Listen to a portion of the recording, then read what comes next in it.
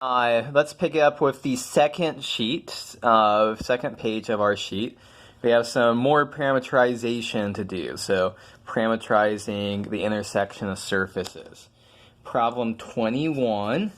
So in part A, x squared plus y squared is equal to 4, and z is x squared plus 3y squared.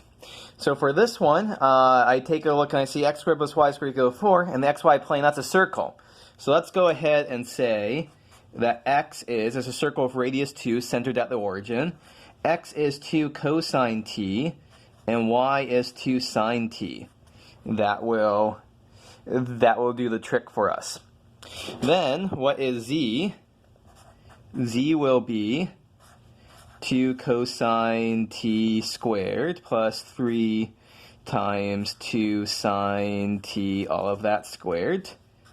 That's 4 cosine squared t plus, that looks like 12 sine squared t. I'm going to simplify this just a smidge. I'm going to rewrite this as 4 cosine squared t plus, I'm going to rewrite that 12 as 4 plus 8.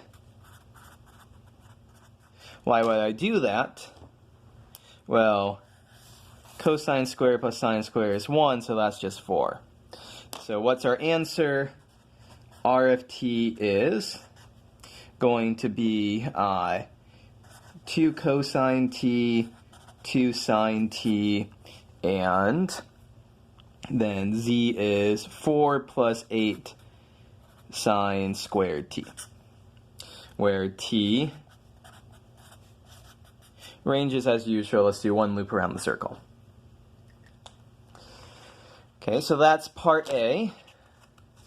Now for part B, parameterize the intersection of z is x squared plus y squared, 3x plus 2z is equal to 5, that plane. So, what do we have? Z is x squared plus y squared, and 3x plus 2z is equal to 5. A couple different ways to attack it. I think we had a similar problem back on the first page of the sheet that I attacked in a certain way. I'm going to personally try a different tack here just for a little bit of variety and see what happens. Let's solve this equation. Let's solve this equation for x in terms of z. So that would be x is 5 minus 2z over 3. And so then we can use that to substitute in here for x. And so we have z is 5 minus 2z over 3 squared plus y squared. We can move the z's to the other side. So z minus 5 minus 2z over 3 squared is equal to y squared. So y is either plus or minus the square root of z minus 5 minus 2z over 3 squared.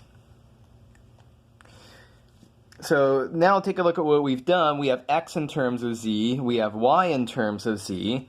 So we're just going to make our parameter choice. We'll replace z with t. So our parameterization, we've got a square root, so I have two different parts to it here. It's going to be x is 5 minus 2. We'll replace that z with a t. Y is this expression, again with z becoming a t. And z is just t. For the second one, it will be the same thing except we'll take the negative square root.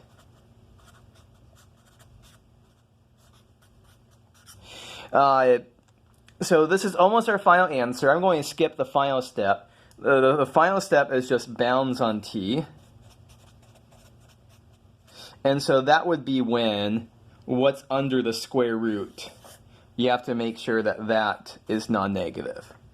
So that would require solving some inequalities. In the interest of time, I'm just going to skip that step. But that is how you would go about finding bounds on t in this problem. Okay, so that's problem 21. Problem 22, some more some drawing problems. Describe projections of the curve onto the xy, xz, and yz planes. Okay, so our curve here, r of t is cosine of 4t, 3t, and sine of 4t onto the xy, xz, and yz planes. So let's do the xy plane. We'll just do them in order. So xy plane is when z is equal to 0. So projecting it into a plane means we're basically we're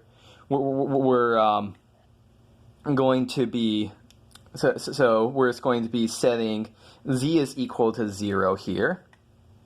Or just dropping things down, we're basically just ignoring the z. It's not so much, let me rephrase that. We're not so much setting it equal to 0, but just only looking at the x and y components. That's a better description of what we're doing for projections. So x is cosine of 4t, y is 3t. And so we basically have in the xy plane a rotated cosine graph. So let's figure out when t is 0, then y is 0, and x is cosine of 0 is 1. So there's 1, there's minus 1. So I'm not going to worry too much about. We could be more particular if we wanted to. But this is essentially graphing a scaled cosine function, but it's rotated. So we're going, I were to take the piece of paper and go like this. This looks very familiar for a cosine function. So that's the xy plane. For the, what's up next? xz plane. So that would be ignoring the y component. So x would be cosine of 4t, z would be sine of 4t. Guess what? That's a circle. Circle with radius 1 in the xz plane. Nice and easy. Okay, finally in the yz plane.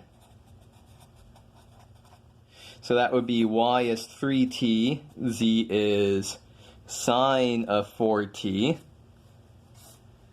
So now we're just going to have essentially a shifted and scaled sine function here. So I'm not going to bother to be too precise there. Just you could be more precise if you wanted to. Let's get after the big picture, what's going on.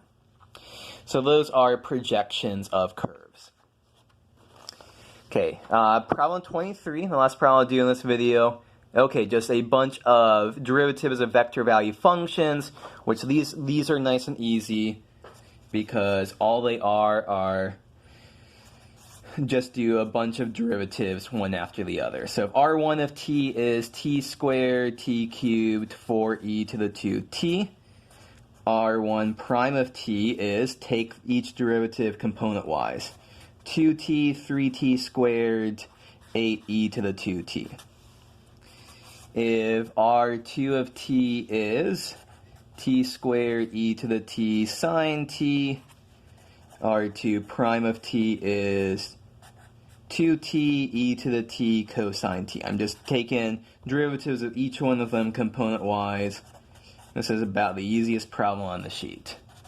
Cosine t e to the t squared t cubed plus 2t. Oops, r3, this is r3 prime of t.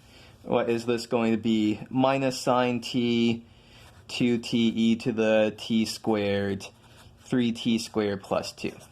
Nice and easy problem to finish off this video.